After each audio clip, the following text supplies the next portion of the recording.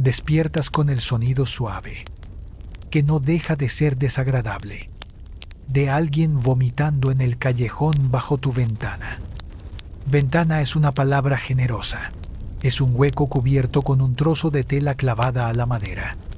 El vidrio es para las iglesias y para quienes cobran más de 4 monedas de cobre por noche. Tu cuarto, al que la dueña llama cámara, con una fe que roza la comedia, tiene el tamaño de un corral y también huele así. Las paredes de tablones están manchadas y combadas como si el edificio hubiera decidido rendirse. El techo gotea cuando llueve, cruje cuando no, y una de las tablas del suelo se hunde con un chasquido sospechoso. Dejaste de preguntar por qué hace meses. Tu colchón es un saco de paja lleno de sueños torcidos, dolor de espalda y alguna pulga con problemas de bebida. Te mueves y algo cruje debajo. Juras que es una almendra del festival de la semana pasada al que, por supuesto, no fuiste. No hay almohada, solo un lío de trapos que tal vez fue una túnica. Te lo colocas bajo el cuello, te rascas una picadura en el brazo y miras la viga del techo con la esperanza, siempre frágil, de que hoy no aparezca un fraile con fijación por los pies y descuidado con el jabón. Murmuras una oración rápida a Santa María Magdalena, patrona a medias de lo tuyo, y apartas la manta. Está húmeda. Siempre lo está. Al otro lado del pasillo estrecho oyes a Gertrudis terminando su turno. Ríe, tose y masculla algo sobre ratas. Lleva más tiempo aquí y jura que una vez se acostó con un noble. Nadie le cree, pero todas agradecemos su optimismo. Los pasos de la madama crujen en la escalera. Te tensas. Trae su libro de cuentas y va gritando sobre deudas, sábanas rotas y alguien que volvió a usar el buen jabón de miel. Te incorporas deprisa. No hay hueco para la autocompasión cuando debes renta. Te queda poco colorete y tienes que bajar en 10 minutos a recibir al primer cliente, un guardia de la ciudad con halitosis y debilidad por los cumplidos. Ya has practicado tu halago. Te echas agua en la cara, lo bastante fría como para recordarte que sigues viva, no tanto como para limpiarte el alma. Suspiro, espalda recta, y un otro glorioso día en el paraíso que te sale solo. Empiezas como cualquier profesional, intentando recordar si la mancha del vestido es vino, sangre o estofado. La hueles, te arrepientes. Estofado. Probablemente en la esquina hay una jofaina de barro cuarteada con agua de anoche, fría como penitencia pero aún sin vida propia. Te lavas la cara y buscas un pedacito de jabón. No está. Maldices a Gertrudis. Ella cree que pedir prestado es lo mismo que apropiarse. Frotas las axilas con lino áspero y una plegaria. La higiene es opcional.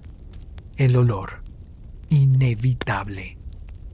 El cabello, un desastre. Lo cual, siendo honestas, es un cumplido. Lo peinas con los dedos, agrietados de restregar sábanas, y lo atas con una cinta que fue blanca antes de que la vida le pasara por encima. Piensas en pintarte un poco, un toque de rojo, un poco de ceniza para marcar pómulos, pero decides que el look cansado está de moda, sobre todo si el cliente llega borracho. El uniforme, y impuesto por ordenanza del consejo. Es un vestido rojo deslavado que grita a la vez, disponible y tasable. Es un rojo que mezcla pasión, penitencia y vergüenza legalizada. Te calzas los zapatos, desparejados y agrietados pero tuyos.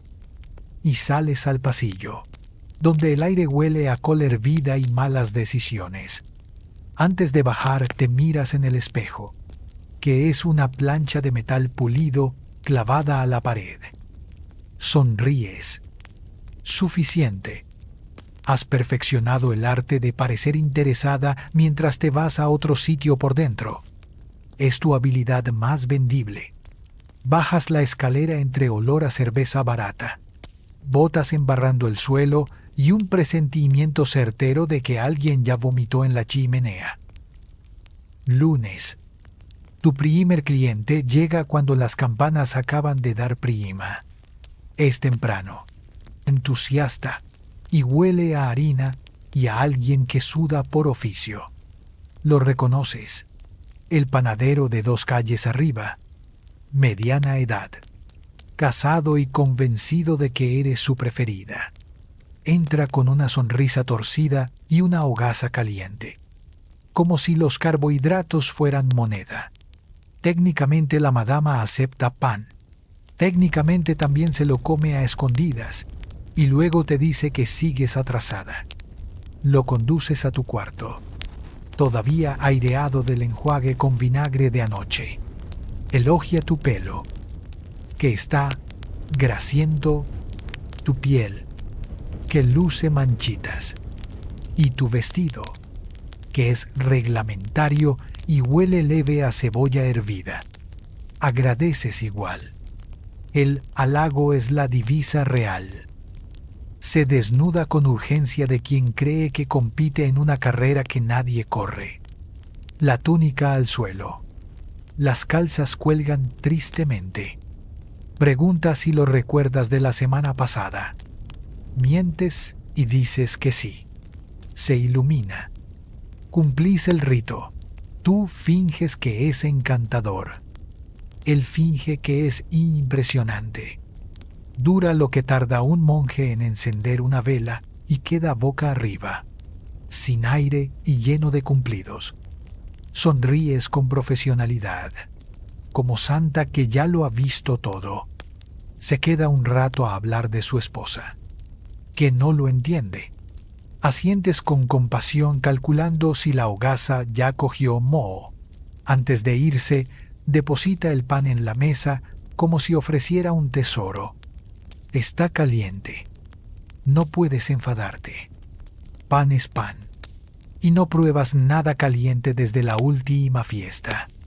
Luego, revisas la bolsa de monedas que dejó. Otra vez, 2 peniques menos. Suspiro. Al bolsillo. Y lo apuntas en el debe imaginario. Bajas a desayunar. O como se le llama en la casa. Lo que nadie ha robado aún. La mesa común ya está rodeada de las chicas en diversos grados de descomposición.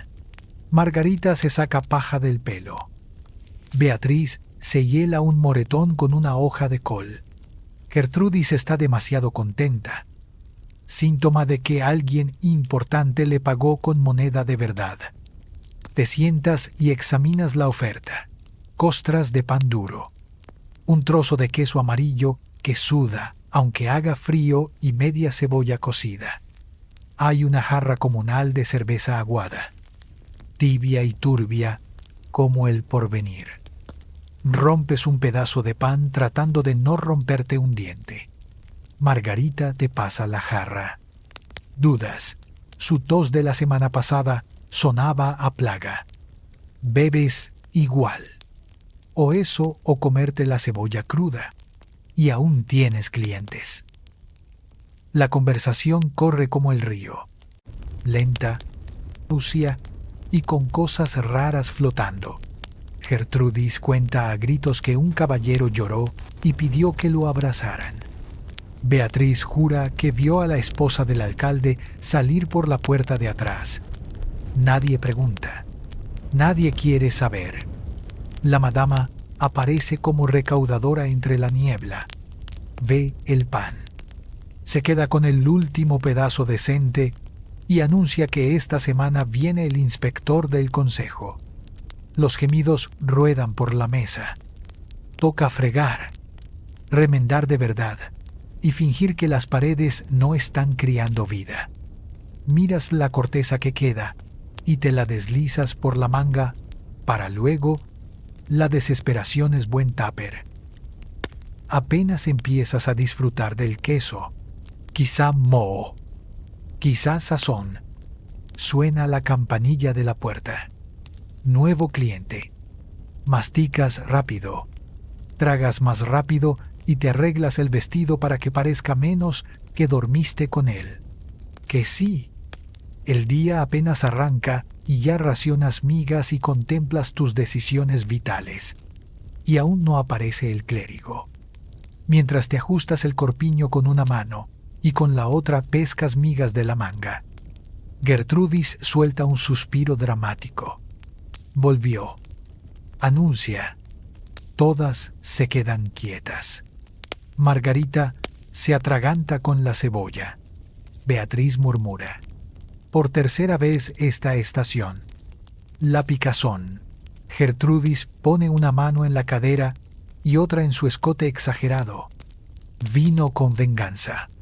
Dice, como exnovio con antorcha y confesión.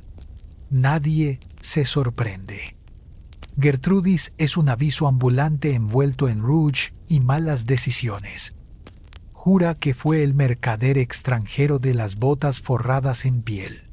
Sospechas que fue el escribano otra vez. La madama asoma con el libro de deudas y una botella de vinagre que quizá es medicina. Quizá amenaza. Abro la estación de fregado. Declara, señalando una palangana de lata maltrecha y un trapo que ha visto cosas que no debería ver. Gertrudis desfila como en procesión y se planta sin pudor. Al menos no es la peste. Dice, aquella vez con el noble. Cara de estatua. Tacto de sarpullido. Margarita le pasa un diente de ajo. Para sanar. Murmura. Aunque todas sabemos que es para disimular el olor. Mantienes distancia y evitas mirar la jarra de vinagre. ¿Has tenido suerte o has sido selectiva? O ambas. Con los chapoteos de fondo y Gertrudis tarareando algo inquietante. Corre un rumor. Abrirán un burdel nuevo en el muelle. Con cortinas. Susurra Beatriz. Ojos grandes. Todas soñáis un instante. Cortinas. Camas con colchones más gruesos que una costra de tarta. Clientes que no se duermen a mitad de frase. Vuelve la realidad cuando Gertrudis chilla por el escozor del vinagre.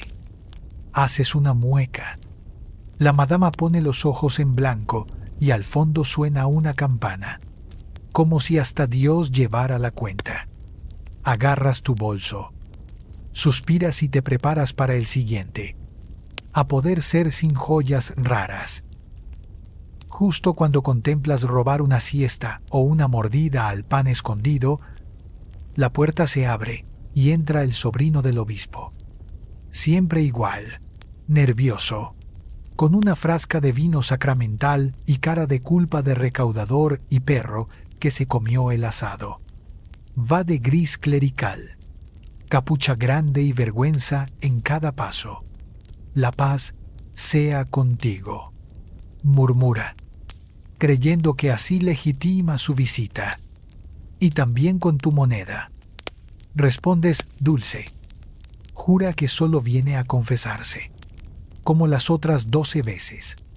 Su confesión mezcla vino, manos temblorosas y teología confundida sobre Eva, tentación y unas cabras que nunca entiendes del todo.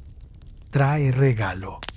Hoy, higos secos, envueltos en lino, y un poema desanimado sobre salvación. Aceptas todo con etiqueta. Lo guías al cuarto del fondo. Preguntas y rezas por él. Dices que sí, omitiendo que rezabas para que no volviera. El acto es ritual. Demasiado disculpas.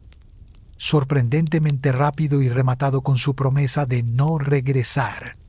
Promesa que rompe en 3 días. Intenta pagarte en plata, pero la madama solo acepta su dinero en mano. Deja los higos, una cruz de madera y un susurro pidiendo perdón. Asientes. Motivos no le faltan. Al salir tropieza con Gertrudis, que le guiña. Él se pone rojo y huye como si hubiera visto un demonio con medias. Guardas los higos para luego. Tal vez estén viejos, pero no tienen moho, y eso ya es victoria. Aireas el cuarto y buscas el diente de ajo. El mercader de anoche dijo que volvería y temes que traiga plumas.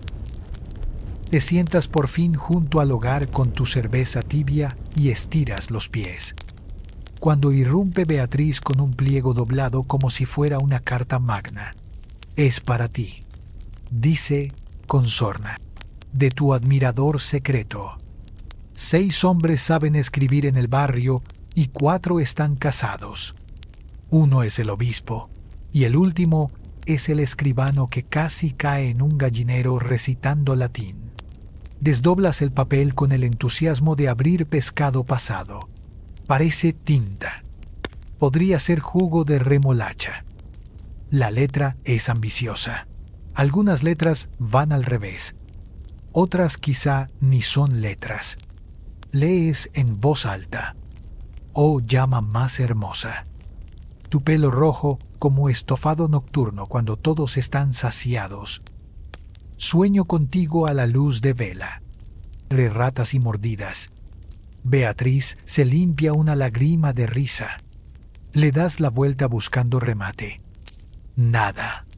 Solo un corazón que parece patata con flechas. Firma. Tu caballero de las plumas. Recuerdas que el escribano se pinchó la mano afilando una pluma. Quizá tiene buenas intenciones, dice Margarita, asomándose, o quizá es muy malo en esto. Piensas conservarlo y luego piensas encender el fuego. Lo doblas y al hogar. Prende rápido, como casi todo en tu vida. Brilla un instante y se vuelve humo. Aún así, algo te parece tierno, no el poema, que es objetivamente terrible. La idea de que alguien te pensara fuera del horario. Te quedas un poco mirando las llamas hasta que entra Gertrudis con un cinturón ajeno en la cabeza, preguntando si vas a comerte esos higos. La tarde trae olor a sudor, manzanas pasadas y moneda. Llega un mercader. Viste terciopelo de mejores décadas. Tintinea de baratijas y despide perfume a exceso para tapar otra cosa. No pide compañía. Exige una experiencia.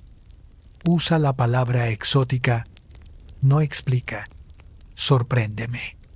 Dice que en tu oficio suena a advertencia. Lo llevas al cuarto del fondo que aún huele a incienso del sobrino del obispo y haces inventario mental. Plumas. Una máscara cuarteada. Un pañuelo que se sostiene por fe. Nada grita exótico. Casi nada susurra funcional. Improvisas. Te pones el pañuelo a modo de velo. Sumas la máscara para misterio. Enciendes una vela. Cantas un galimatías que oíste a un húngaro borracho en una feria. Funcionó con un caballero una vez. Creyó que era pagano. El mercader aplaude encantado antes de que hagas nada. Pide cuerdas. Aceptas. Pide miel. Ofreces melaza. No nota. Balbucea sobre frutos prohibidos mientras tú contienes la risa. Tira el orinal sin querer y decide que forma parte del rito. La escena es menos pasión que teatro. Al final, propina generosa. Oro, no plata. Hoy cenarás algo que no sea nabo. Se marcha con tu máscara como recuerdo y murmura despertar espiritual. Miras la puerta, miras el orinal volcado y la vela muriéndose. Exótico. Sí. El sol ya cojea hacia el horizonte, y con él llega el hedor inconfundible de la tenería de al lado. Mezcla densa de carne podrida, orina y sueños triturados. El aire decide rendirse a la decadencia. Te acostumbraste, en parte. El olor se te pega a la piel como culpa y ni la lavanda en el corsé lo derrota. Dentro no mejora. Sudor, cerveza derramada y una desesperación que pide vinagre caliente y milagro. Gertrudis ronca en un banco. Beatriz caza piojos en su corpiño con la concentración de un monje. Margarita se limpia los dientes con la punta de una pluma que tal vez es del admirador. No preguntas. Vuelves a tu cuarto. Sorteas un charco que quizá es agua. Probablemente no. Y te desplomas sobre la paja que gime más que los clientes. Por un momento, piensas en la cena. Pan. Si las ratas no se adelantaron, alguna raíz hervida. Consideras calentar agua para té. Recuerdas que gastaste la leña en un baño demasiado ambicioso. Las paredes son delgadas. Se oye al vecino discutir con una lavandera sobre cabras o deudas. Quizá ambas. Un perro ladra a lo lejos. Alguien vomita bajo la ventana. Enciendes una vela de cebo y acercas los dedos. No por romance, por calor. Afuera el cielo se pone morado y parece que el mundo baja la persiana. No has terminado. La voz de la madama recorre el pasillo, afilada e incansable.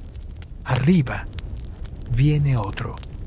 Por supuesto, te levantas. Cruje la espalda. Y buscas el corsé manchado de vino. Otra función. La noche en un burdel medieval es cuando todo cobra vida. O mejor dicho, cuando todo se vuelve más ruidoso, pegajoso y propenso a vómitos en tus zapatos. La taberna de la esquina acaba de vaciar sus tripas en la calle. Hombres borrachos, una cabra perdida y un laudista con ojo morado. Avanzan hacia tu puerta como polillas a la llama. Si las polillas llevaran túnicas desabrochadas y olieran a cebolla vieja. Dentro, el aire es humo, sudor y algo que arde. Podría ser una vela. Podría ser la cena. Nadie se preocupa. La madama dirige el tráfico como general en guerra perdida. Gertrudis se embadurnó más rouge que un cadáver noble. Beatriz duerme con los ojos abiertos. Talento admirable. Tú te plantas cerca de la escalera, fingiendo misterio en vez de agotamiento. Los clientes de esta noche son desfile de desastres. Un tonelero desdentado que canta antes de todo. Un aprendiz de albañil que quiere practicar besos como los nobles, lo cual significa babas y disculpas. Y el mismo que pagó con una gallina y vuelve a negociar con huevos. Apenas logras esquivar lo peor y acabas con un herrero, músculos, modales y profundidad emocional de puerta cerrada. Pero paga antes y habla poco. Triunfo local. Subís la escalera con calor sofocante. Vela chisporroteando y colchón hundido. Tú ausente en mente mientras él se descalza. Después cae dormido como buey moribundo. Lo empujas con el pie. Nada. Ronca como molino roto. En vez de robarlo por diversión, rescata sus monedas y sales antes de que te aplaste. Abajo. Los dados vuelan con el dinero del alquiler de la madama. Se pelean por un vaso limpio, inexistente. Respiras y toses. Apenas empieza la noche. Justo cuando crees que ya nada puede sorprenderte. Entra un caballero. O alguien que lo afirma. La armadura oxidada. Sin casco. Olor de establo. Espada arrastrada. quizá de madera, pero con solemnidad de quien le habla cuando nadie lo ve. Arroja bolsa en el mostrador y anuncia que quiere rescatar doncella. La madama sin parpadear te señala. Ni pestañeas. Has vivido cosas más raras, como el apicultor que pedía ser picado emocionalmente. Lo conduces arriba. Insiste en subir como héroe. Tropieza 2 veces y recita medio poema de caballos. Dentro, pide escena de damisela en apuros. Simulas cárcel en la esquina. Él patea taburete. Declara victoria. Aplaudes. Él se inclina. Continúa la farsa. Pide que lo llames Sir Gilberto el Húmedo. Lo dices seria recordando que antes te tocó Capitán Tetón por 20 minutos. Recita poemas malos y jura ser tierno. Tú rezas por rapidez. Finalmente, lo guías como oveja perdida. Te paga con oro y hierbas que parecen pasto seco. Sale con reverencia y tropieza otra vez. Te sientas, explotas en risa. A veces, la locura es lo único que separa del vacío. Guardas la moneda y tiras las hierbas. El ruido se calma. El laudista dormita con su instrumento como hijo. Gertrudis, boca abajo en la alfombra, soñando quizá con clérigos. Beatriz erguida, inconsciente.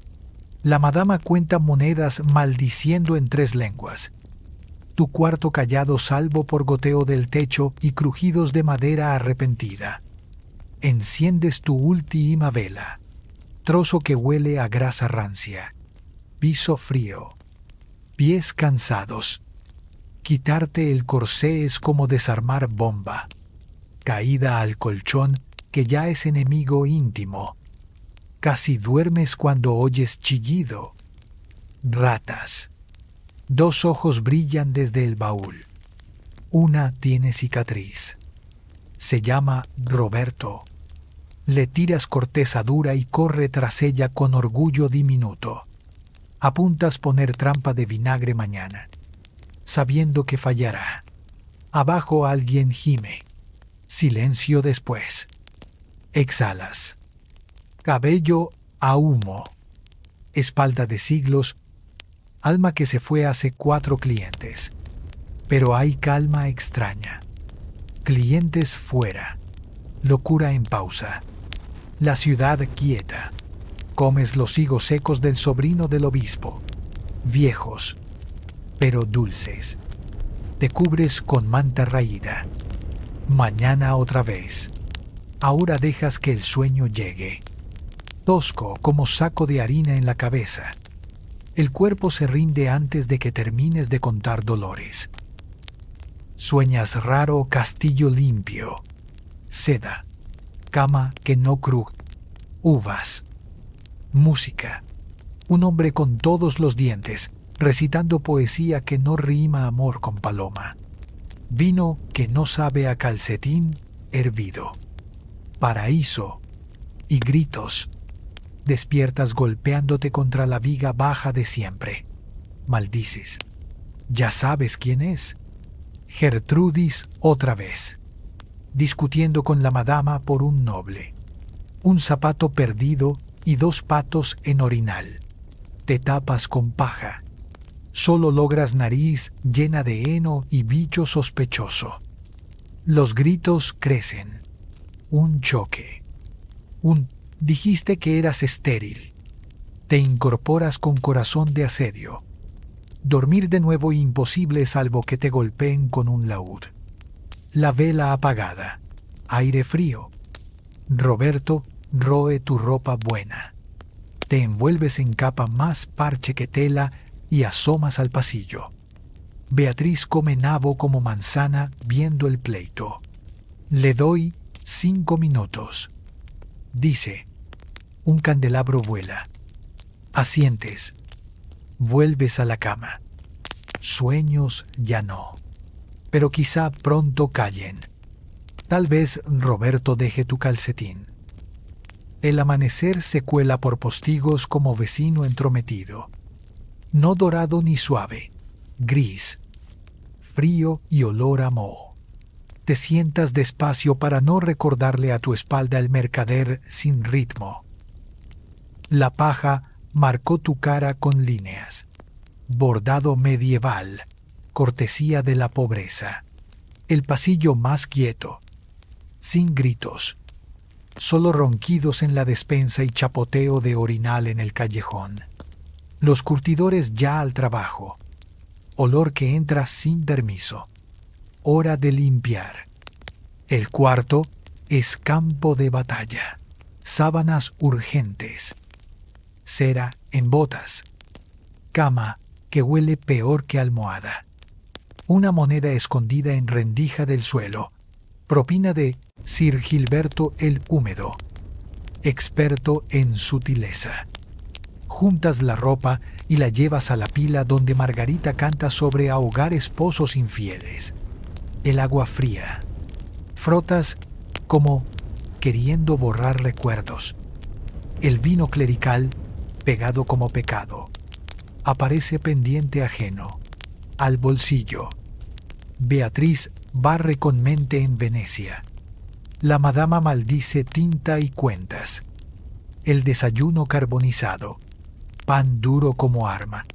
Terminas con dedos entumidos y alma en vacaciones. Cuelgas sábanas en cuerda más vieja que bandada en celo. El sol sube. La ciudad se agita. Otro día acecha. Las camas están medio limpias. El piso medio barrido. Tu cara igual que siempre. ¿Lista o no? La puerta se abrirá y alguien pedirá algo exótico, con manos oliendo a lejía y desilusión. Esperas. Dormiste 2 horas. El cabello nido. La espalda como mula torpe, pero en pie. Corsé medio abrochado y un pañuelo casi limpio en la cabeza. Afuera, los puestos abren. Carnicero grita riñones. Pescadero insulta gato. Cascos en adoquines. Dentro. Olor a cerveza vieja. Cera y cáscara de limón abandonada. La madama grita con energía de vinagre. Gertrudis ronca torcida como poseída.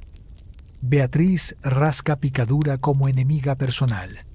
Tú comes corteza dura con queso rancio e higo marchito. Bebes líquido tibio que arde. Quizá té. Quizá agua de ayer con esperanza. Y entonces haces lo inesperado. Ríes. Corta y aguda. Ante lo absurdo. El sobrino del obispo. El caballero en óxido. El mercader con melaza. El hombre que pagó con gallina. Roberto la rata. Tu poema incendiado. Porque sigues aquí. Sigues de pie. Sigues fingiendo exotismo para quienes no saben escribirlo. Ajustas el pañuelo. Enderezas los hombros y miras la puerta. Nuevo día. Nueva petición rara. Estarás lista en el mundo persa. El aroma no era lujo personal. Era alquimia espiritual. Caminar por un jardín o palacio persa significaba entrar en aire sagrado, saturado de rosas, azafrán, jazmín y mirra. Creían que la fragancia era firma del paraíso y que la tierra solo se soportaba cuando imitaba al cielo. El perfume no se llevaba, se vivía. Los baños estaban llenos de vapor de agua de rosas. Las mezquitas eran rociadas con incienso antes de rezar. Hasta las cartas de amor llevaban polvo de ámbar o gotas de atar. No era vanidad, era filosofía. Pensaban que el alma se influía por lo que el cuerpo absorbía, incluido el olor. Un buen aroma calmaba, inspiraba poesía, atraía ángeles. Un mal olor era falla moral. Mucho antes de Chanel, los persas ya dominaban la destilación. No machacaban flores sin más. Diseñaron alambiques que usaban calor y condensación para capturar la esencia.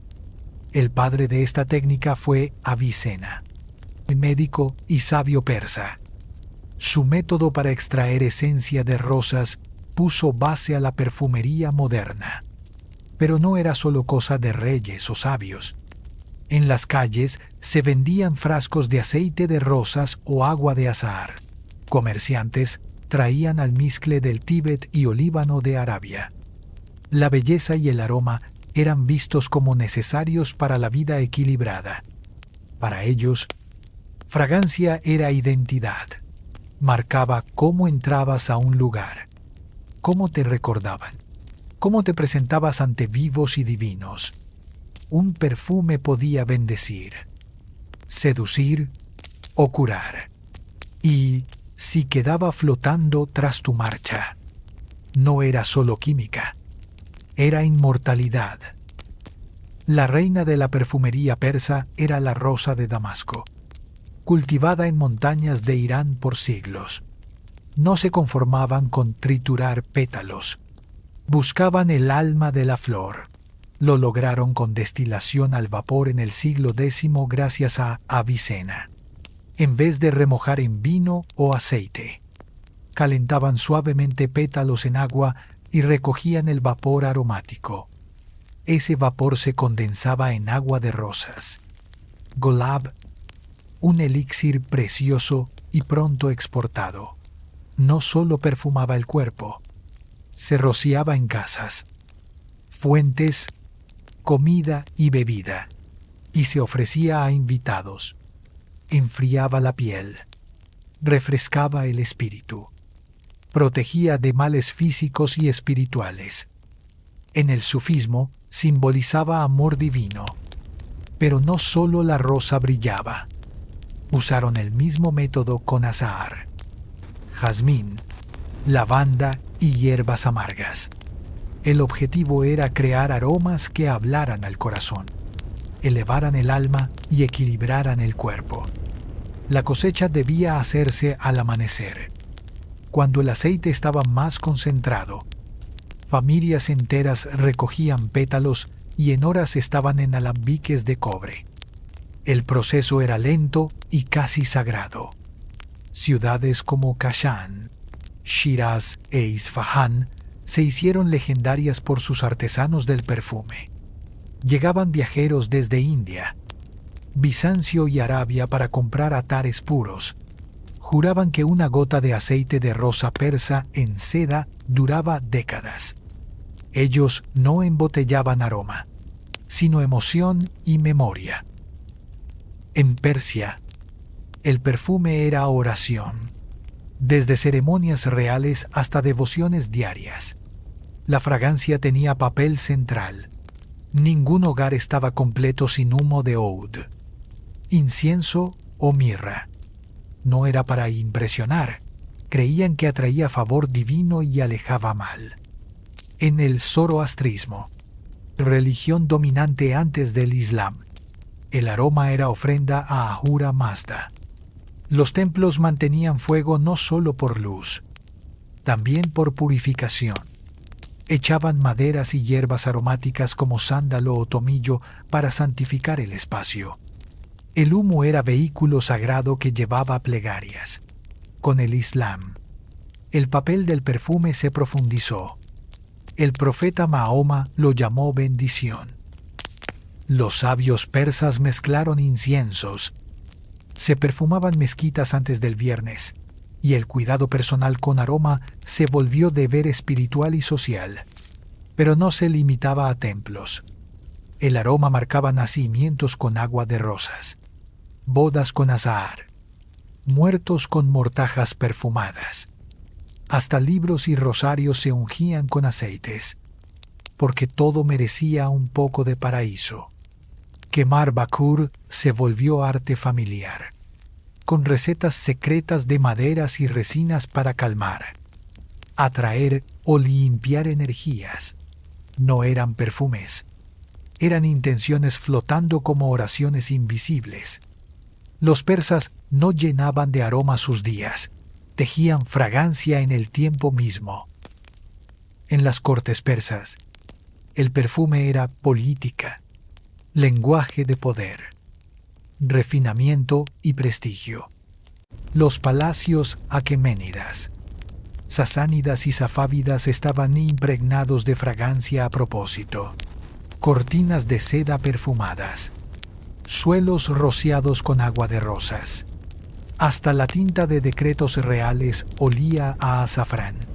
Un shah perfumado era signo de bendición divina. Uno fétido, maldito. Los perfumistas reales eran respetados como poetas y químicos. Su trabajo, crear aromas únicos para cada miembro de la realeza. Discretos pero memorables. Usaban ingredientes raros, ámbar del mar, civeta de gatos salvajes, oud de maderas infectadas, almizcle de ciervos del Himalaya, mezclados con aguas florales en fórmulas guardadas como tesoros. Los regalos perfumados eran diplomacia, viales de esencias envueltos en seda y oro enviados a cortes extranjeras. Mensaje de civilización. La joya era el festival de la rosa en Kashan. Damas de la corte recogían flores al alba para destilar agua reservada solo a la familia real. Una botella valía más que oro. Así, la fragancia no solo endulzaba el aire, definía identidad y ambición. En la poesía y el romance persa, el perfume era primer beso. Antes de hablar, la presencia de un amante se reconocía por el rastro de jazmín, rosa o ámbar. En una cultura de modestia, el perfume era lenguaje íntimo. Los amantes intercambiaban frascos como otros anillos. Una gota en la muñeca decía más que 1000 palabras. Mujeres llevaban oud y jazmín en el cabello para dejar aura al girar. Hombres se untaban sándalo en la barba para ser irresistibles y respetables. Pero no era solo para citas, era preparación. Los hammams eran escenarios de transformación. Tras horas de vapor, los asistentes aplicaban aceites con movimientos lentos, rosa para suavidad, civeta para misterio, clavo para avivar la sangre. Poetas como Hafez y Rumi llenaban versos de metáforas aromáticas. La amada era más dulce que el almizcle, tan fragante que la rosa se inclinaba ante ella. Oler un pañuelo era nostalgia sagrada. Incluso la ropa se perfumaba con humo en cofres, liberando aroma al usarse. Las cartas se sellaban con gotas aromáticas. La discreción limitaba la piel visible, pero no la fragancia que despertaba imaginación. Tras cada aroma inolvidable había un maestro invisible, el perfumista, conocido como Atar. No era simple vendedor, sino químico, herbolario y poeta. Su saber pasaba de generación en generación como reliquia. En talleres diminutos, tras los bazares o en patios de jardín, creaban emociones gota a gota. Su oficio era obsesión. No había fórmulas escritas, solo instinto, ensayo y memoria ancestral. Cada ingrediente tenía carácter. El jazmín era tímido, mejor de noche. El azafrán, temperamental, en dosis justas. El almizcle, problemático, o erótico y tan caro que provocaba intrigas palaciegas. En estantes guardaban cientos de frascos, algunos dorados, otros negros, otros turbios.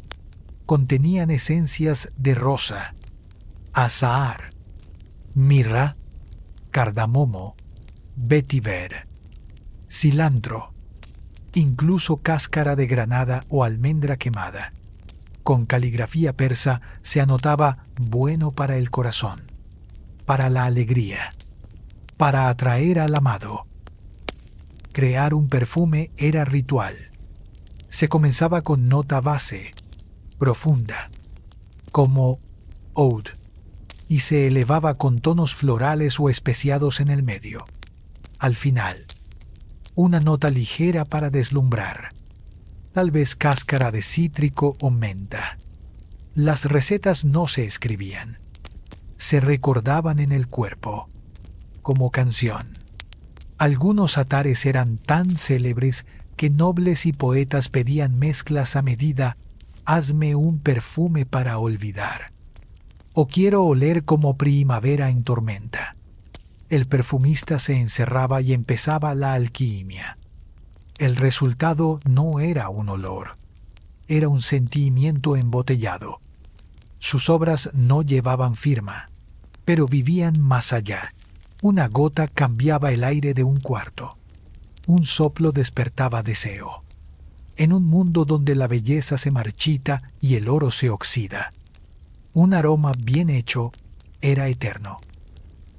Entrar a un bazar persa era un asalto de sentidos, color, ruido y sobre todo olor.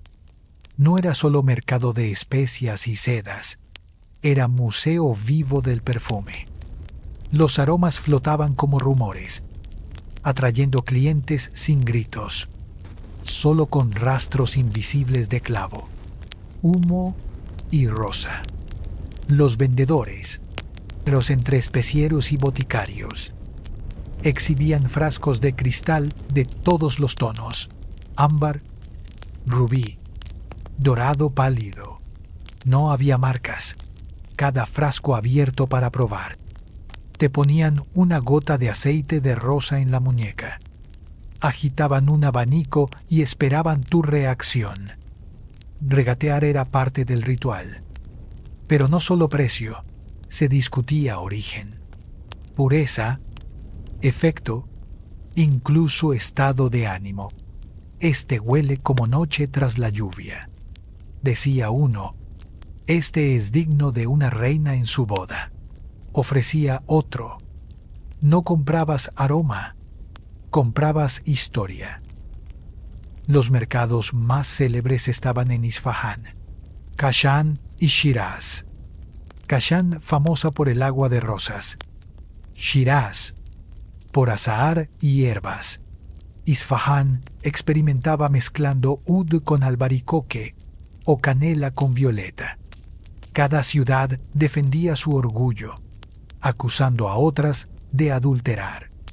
Viajeros árabes, indios y europeos describían los bazares como irreales, donde el perfume se pesaba como oro, tiendas que eran templos de lujo.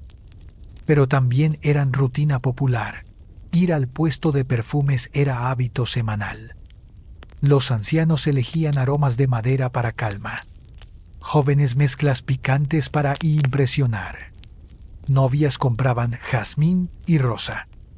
En medio del caos del bazar había siempre un instante de silencio, una gota en la piel, una inhalación profunda, y por un segundo el mundo olía a cielo. Mucho antes de boutiques francesas, los sabios persas trataban el aroma como ciencia. La perfumería estaba unida a alquimia, medicina y farmacología. En la Edad de Oro islámica, los grandes médicos eran también perfumistas. Avicena en los siglos X y XI perfeccionó la destilación al vapor, sobre todo con pétalos de rosa, estableciendo base para extraer aceites esenciales. No veía el perfume como capricho, sino como terapia. El agua de rosas aliviaba dolores de cabeza.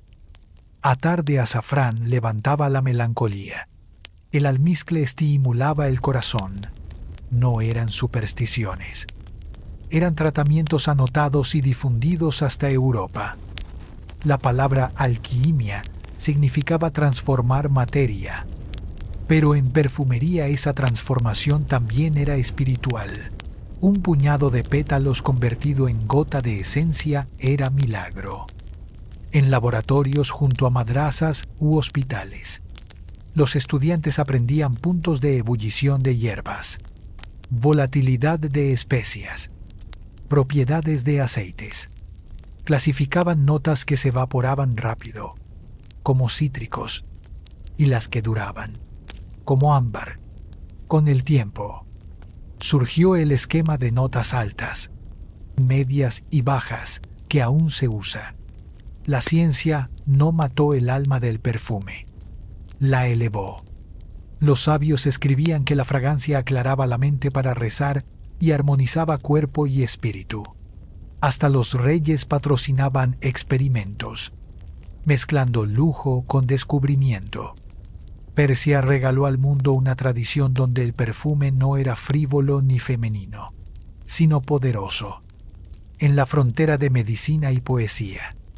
Cada gota era destilación no solo de flores, sino de siglos de pensamiento. Los imperios caen, pero algunos legados se aferran al viento.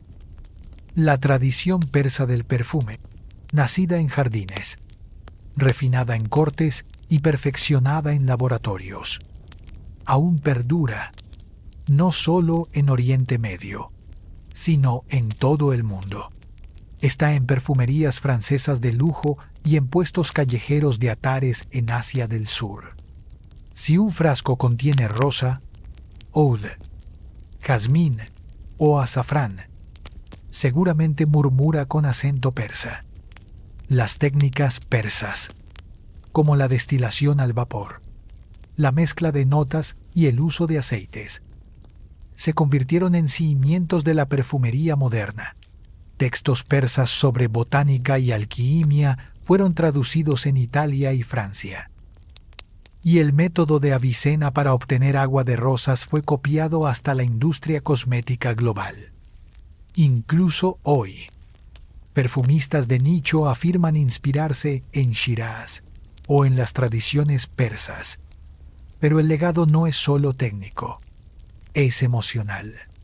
La filosofía de la fragancia como oración, poesía e identidad sigue viva. En Irán aún se ofrece agua de rosas a los invitados. Se perfuman las alfombras de oración y se aromatiza la ropa de boda.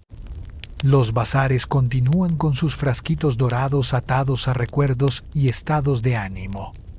En Kashan, los artesanos se levantan al alba para recoger rosas damasenas como sus antepasados hace 1000 años.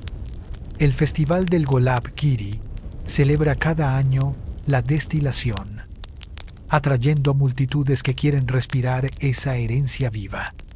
En comunidades de la diáspora, desde Los Ángeles hasta Berlín, las familias persas mantienen estos ritos. La abuela se unta agua de rosas detrás de las orejas. La madre rocía azahar en una fiesta. El niño aprende que oler bien es estar listo para la alegría, la oración, la vida. El legado persa del perfume no se embotella, se respira, se pasa de mano en mano, de corazón a corazón. No desaparece. Como gota de atar en seda, permanece, sutil, sagrado y eterno. Antes del bautismo del año 988, antes de catedrales e íconos, la gente de la Rus de Kiev vivía bajo viento, fuego y dioses antiguos. La fe no estaba escrita, sino recordada, tallada en ídolos de madera, cantada en hogueras y susurrada por árboles. Todo tenía espíritu. El trueno era Perún, dios de guerra, el equivalente eslavo de Zeus. La tierra era madre fértil. Los bosques estaban poblados de seres que podían proteger o castigar. No era creencia marginal, era religión seria. Cada tribu tenía sus rituales, pero había dioses comunes. Perún dominaba, venerado por la élite militar.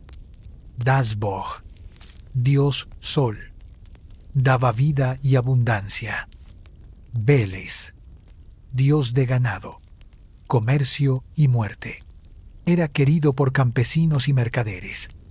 No vivían en templos, sino en arboledas, ríos e ídolos en cruces de caminos.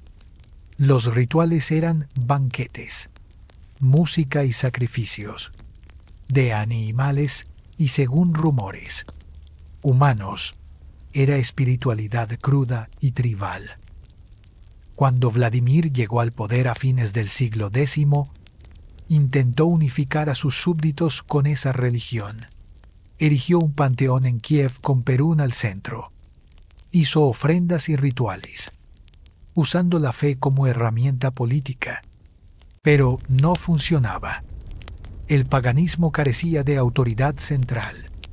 Era demasiado tribal y hacía que la Rus pareciera incivilizada ante Bizancio.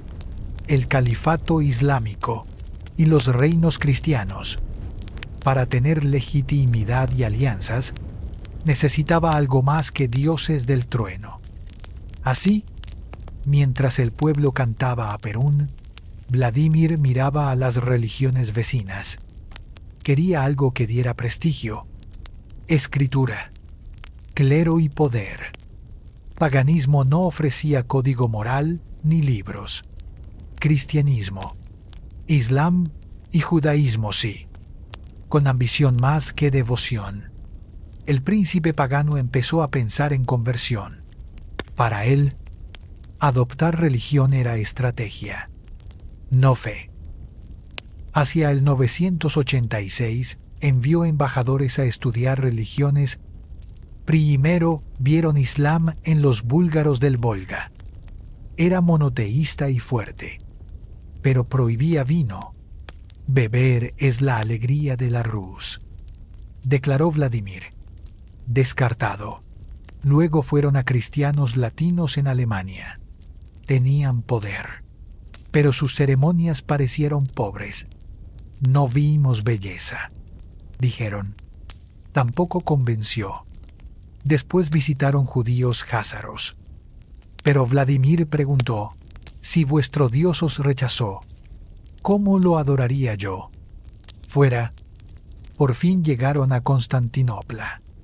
Allí entraron en Santa Sofía y presenciaron la liturgia ortodoxa con mosaicos dorados, cantos y nubes de incienso. Los enviados dijeron: no sabíamos si estábamos en cielo o tierra. Esto era religión, teatro y poder unidos. Vladimir entendió. Ortodoxia le daría legitimidad imperial y reconocimiento. Decidió adoptarla, pero pidió una princesa bizantina como esposa. Ana, hermana de los emperadores, un símbolo de legitimidad. Bizancio se negó. Una princesa imperial no se casaba con bárbaros. Vladimir respondió invadiendo Crimea. Tomó la ciudad de Quersoneso y exigió la princesa a cambio de devolverla. Los emperadores aceptaron con condición. Él debía bautizarse. Vladimir aceptó. En la misma ciudad capturada, fue bautizado. Historia adornada con milagros de recuperación de vista y abandono de concubinas. Tal vez exagero, pero el mensaje era claro. El guerrero bárbaro se volvió cristiano. Después, Ana llegó y se casaron, sellando alianza. Cristianismo fue su arma para reescribir historia. El bautismo de Vladimir en Quersoneso no fue solo evento religioso, fue maniobra política de primer orden. Con él, la Rus de Kiev pasó de tribu bárbara a miembro de la familia cristiana europea. Vladimir regresó a su capital con nueva esposa imperial y nueva fe. Ordenó destruir ídolos paganos en Kiev. El de Perún fue arrastrado por caballos y arrojado al río Dnieper, entre lágrimas y gritos del pueblo. Luego mandó a bautizar a la población en masa en el mismo río. Cronistas relatan a miles entrando al agua, mientras sacerdotes bizantinos rezaban. Así, una nación cambió de dioses en un día.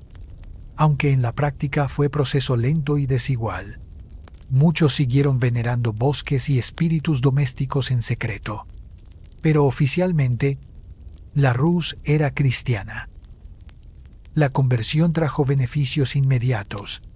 Primero, alianza con Bizancio, el poder más sofisticado de la región. Vladimir dejó de ser visto como caudillo pagano y ganó prestigio. Segundo, escritura. Los misioneros trajeron el alfabeto cirílico, basado en griego, lo que permitió leyes, crónicas y literatura. Tercero, estructura. Iglesias y monasterios daban orden moral y autoridad al príncipe. El bautismo no eliminó violencia ni saqueos, pero dio legitimidad. Vladimir pasó de jefe tribal a gobernante cristiano reconocido. La religión se volvió herramienta de Estado. No todos aceptaron de buen grado. En aldeas y zonas remotas el paganismo sobrevivió siglos. Disfrazado, las fiestas agrícolas, como la de Kupala con fuego y agua, continuaron bajo ropaje cristiano. Los espíritus de bosque y casa se transformaron en demonios o santos locales. El sincretismo fue real. Una mujer podía ir a misa por la mañana y dejar pan al domovoi, espíritu del hogar. Por la noche, para el pueblo, el cambio no fue ruptura, sino mezcla. Para las élites, en cambio, fue revolución. Monasterios, catedrales y leyes inspiradas en Bizancio.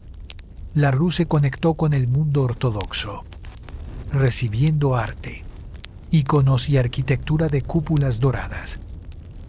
El cristianismo moldeó la cultura eslava oriental. La crónica de Néstor, escrita en Kiev un siglo después, describe con épica la conversión como destino divino.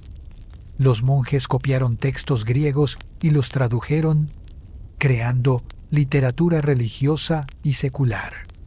La educación se centró en monasterios. El arte floreció en mosaicos e íconos. La vida cotidiana cambió también. Matrimonios, entierros y juramentos pasaron a ser rituales cristianos.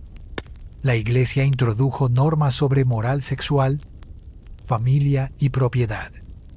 Si antes los dioses eran múltiples y a veces caprichosos, ahora había un Dios único, un libro sagrado y clero con autoridad. El pueblo empezó a medir el tiempo en Pascuas y ayunos, no solo en cosechas. La fe se volvió calendario, ley y lenguaje. Pero había tensiones. La Rus seguía siendo guerrera, amante de fiestas, bebida y comercio. El cristianismo pedía disciplina y pureza. Muchos príncipes posteriores alternaban entre crueldad brutal y piedad sincera. El legado de Vladimir fue ambivalente. Abrió puertas a civilización más amplia, pero también sometió a su pueblo a una estructura externa.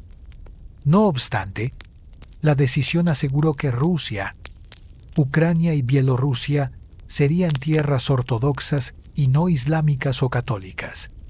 Esa elección marcó siglos de historia, alineándolos con Bizancio y, tras su caída, con Moscú como Tercera Roma.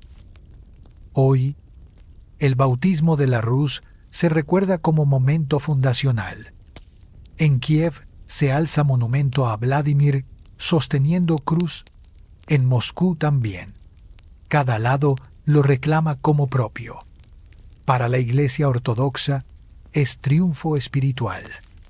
Para historiadores, jugada política maestra. La verdad está en medio. Vladimir buscaba poder y encontró fe útil. La masa de su pueblo aprendió a vivir con nuevos dioses sin olvidar del todo los viejos. Los ríos de Kiev, que una vez reflejaron ídolos de madera, se convirtieron en agua bautismal. La transición no fue pura ni total, pero fue decisiva. Desde entonces, el cristianismo ortodoxo se volvió columna vertebral de la identidad eslava oriental. Y todo comenzó con un príncipe pragmático, una princesa imperial y un río frío. El legado de Vladimir no terminó con su muerte en el año 1015. Su hijo Yaroslav, apodado el Sabio, heredó un reino ya cristianizado y lo llevó a su máximo esplendor. Bajo su reinado, Kiev se convirtió en centro cultural y político. Mandó construir la Catedral de Santa Sofía, inspirada en la de Constantinopla, con mosaicos brillantes y bibliotecas que guardaban manuscritos. También promulgó el primer código legal escrito de la Rus, el Ruskaya Pravda, que establecía normas sobre propiedad, crímenes y compensaciones. La escritura cirílica se expandió, y con ella una identidad compartida. Gracias al cristianismo, la Rus dejó de ser confederación tribal y pasó a ser Estado con leyes, escuelas y diplomacia. Sin embargo, la conversión no eliminó las viejas costumbres. En aldeas remotas aún se hacían rituales al sol o a la tierra. La Iglesia toleró muchos de ellos, rebautizándolos como fiestas cristianas. Así, la noche de Kupala pasó a ser víspera de San Juan. El dios Perún se transformó en San Elías. Las ofrendas a espíritus domésticos se mezclaron con cruces y oraciones. Esta fusión permitió a la fe enraizarse, sin romper del todo con el pasado. El pueblo siguió celebrando sus cosechas y estaciones, pero ahora bajo el signo de la cruz. El cristianismo en la Rus fue menos imposición rígida y más adaptación constante. La Iglesia pronto se volvió pilar del poder político. Los príncipes necesitaban su bendición para gobernar.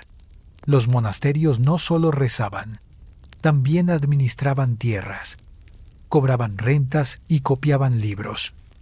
Los obispos asesoraban a los gobernantes, reforzando la unión entre trono y altar. Esta simbiosis marcó la historia eslava durante siglos. En tiempos de invasión, como bajo los mongoles en el siglo XIII, la Iglesia mantuvo identidad y cultura. Incluso cuando los príncipes pagaban tributo a jefes extranjeros, la fe era escudo y refugio. Gracias a ella, la idea de la Rus sobrevivió aun cuando el estado político se desmoronaba. El ejemplo de Vladimir, que usó religión como instrumento de unidad, fue imitado por sus descendientes. Su abuela Olga había abierto la puerta al cristianismo con cautela y visión. Él la cruzó con firmeza, y sus herederos la consolidaron. De esta cadena surgió la tradición de ver a los gobernantes como protectores de la fe y a la fe como garante del poder. Cuando Bizancio cayó en 1453, Moscú reclamó ser su heredera espiritual. La Tercera Roma. Esa idea nació del bautismo de la Rus en 988. Un acto político se transformó en mito religioso. Un príncipe que buscaba alianzas acabó siendo canonizado como santo. La figura de Vladimir fue reescrita con el tiempo. Los cronistas olvidaron su pasado de polígamo brutal y lo recordaron como piadoso padre del pueblo. La Iglesia lo llamó igual a los apóstoles, título reservado a quienes evangelizaron naciones enteras. En íconos se le representa sosteniendo cruz y a veces un modelo de iglesia, símbolo de su legado. Cada vez que los pueblos eslavos buscaban identidad, volvían a su bautismo en el Dnieper. Era memoria compartida, acto fundador, mito de origen.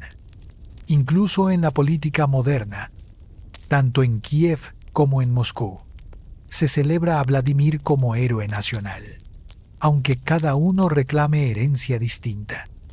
El río donde se arrojaron ídolos sigue siendo símbolo de renacimiento. El cristianismo de la Rus no fue simple copia de Bizancio, aunque tomó de él liturgia, arte e instituciones. Lo adaptó a su carácter. Los cantos se hicieron en lengua eslava. Los santos incluyeron figuras locales. Los monasterios se asentaron en bosques y estepas. Surgió una espiritualidad propia, mezcla de misticismo oriental y dureza campesina.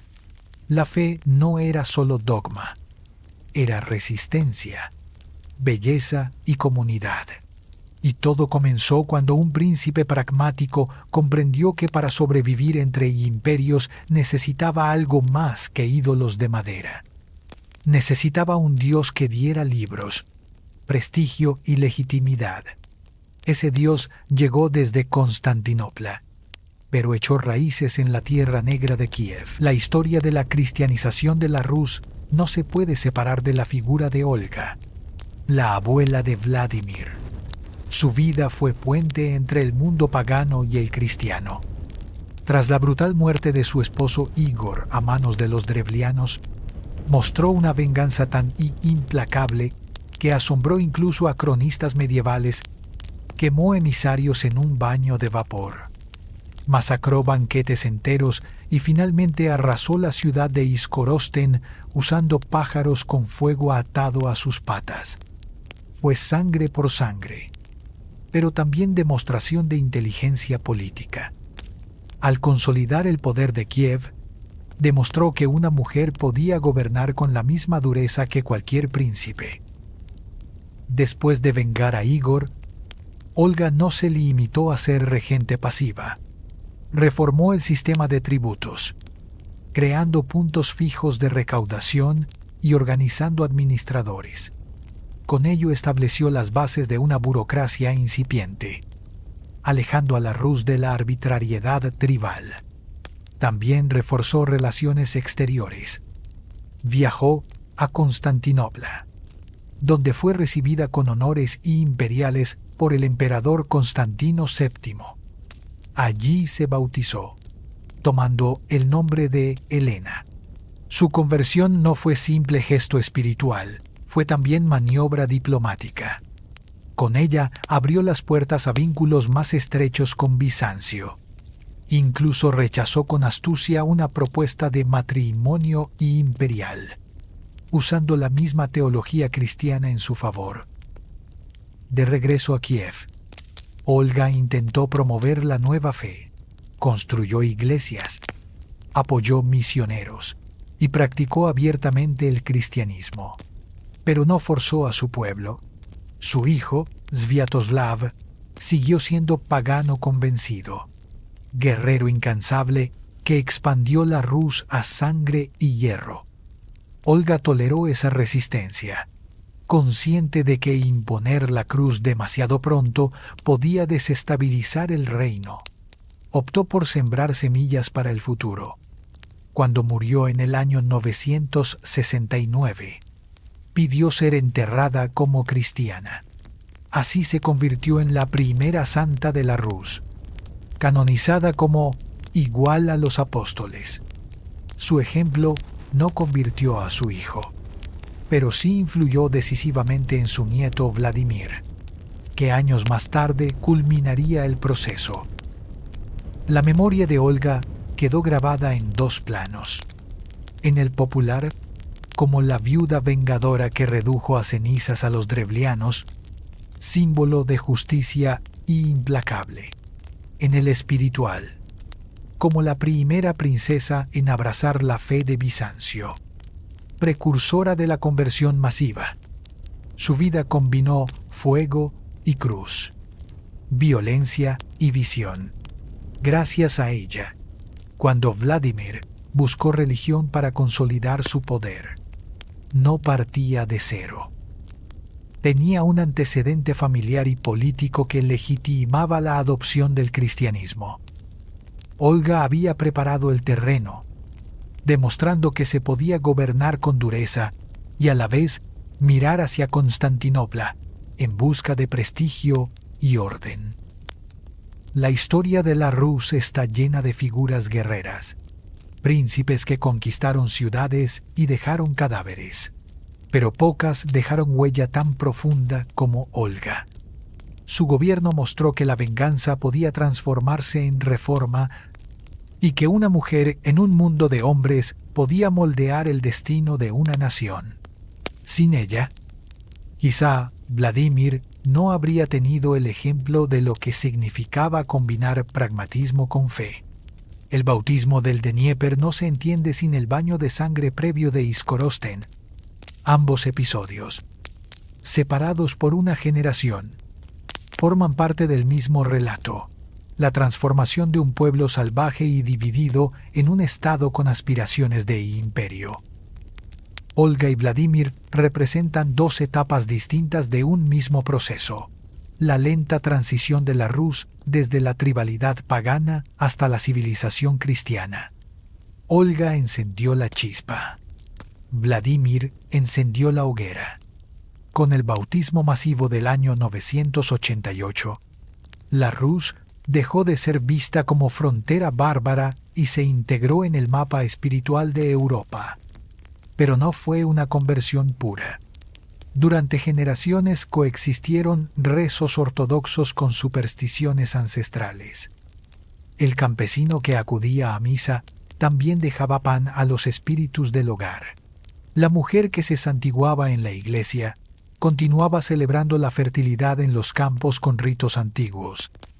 Esta dualidad marcó el carácter religioso eslavo, profundamente cristiano, pero teñido de raíces paganas.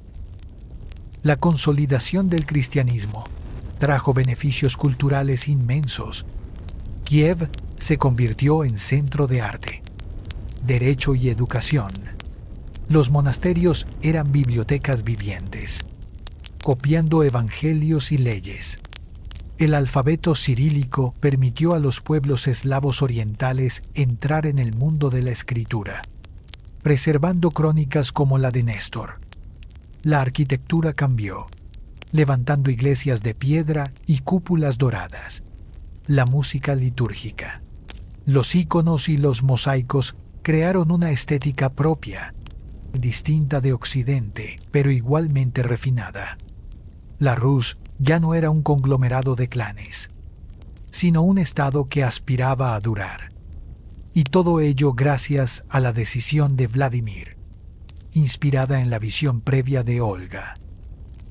Sin embargo, la cristianización no borró la violencia ni la ambición. Los príncipes de la Rus siguieron guerreando, asesinando rivales y disputándose el trono. Pero ahora lo hacían bajo símbolos cristianos, con cruces en sus estandartes y obispos en sus cortes. La religión dio legitimidad a su poder, incluso cuando sus acciones contradecían el Evangelio. Así nació una tradición ambigua, la fe como escudo moral para la política. Este patrón continuó en siglos posteriores, con zares que se proclamaban defensores de la ortodoxia mientras ejercían autoridad absoluta. La simbiosis entre Iglesia y Estado, iniciada con Vladimir, se convirtió en columna vertebral del mundo ruso y ucraniano. La memoria de estos hechos perdura hasta hoy. En Kiev se celebra cada año el Día del Bautismo de la Rus, recordando el momento en que miles se sumergieron en el Dnieper. En Moscú también se honra a Vladimir como santo y fundador, reivindicando la herencia de la Tercera Roma. Ambas ciudades se disputan la figura del mismo príncipe, prueba de la importancia de aquella decisión en la identidad de dos naciones. Olga, por su parte, sigue venerada como santa, ejemplo de sabiduría y firmeza. En íconos aparece con cruz en la mano, símbolo de la semilla que plantó. La historia ha convertido sus venganzas sangrientas en anécdotas menores frente a su papel como madre espiritual de la Rus. El legado final de Olga y Vladimir es más que religioso. Es cultural, político y simbólico. Transformaron un mosaico de tribus en un pueblo con escritura, leyes y conciencia de pertenecer a algo mayor. Sentaron las bases de una civilización que sobreviviría a invasiones mongolas, guerras interminables y la caída de Bizancio. Su decisión de abrazar la fe ortodoxa definió la orientación de Rusia, Ucrania y Bielorrusia durante más de 1000 años.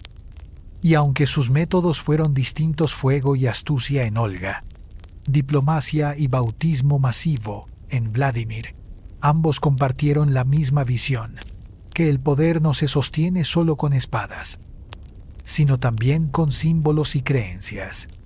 Esa lección sigue resonando cada vez que una campana ortodoxa suena en las tierras del Dnieper.